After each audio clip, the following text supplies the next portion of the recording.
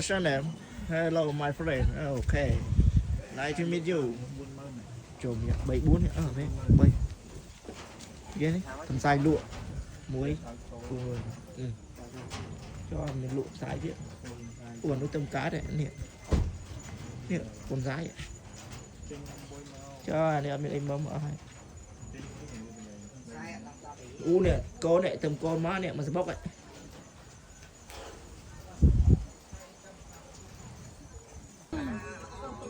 Tuôn phần xài. Hello, my friend. How are you? Okay, bro.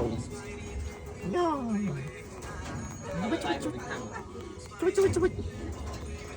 Chú. Một thêm một. Ủa nó phục máu mà nó trộm vậy. Hello baby. On. Hello baby mà. Nè. Đây, trộm vậy chứ bao đấy. Đây bụt đọt đấy. Lấy cồn thông mà nó tui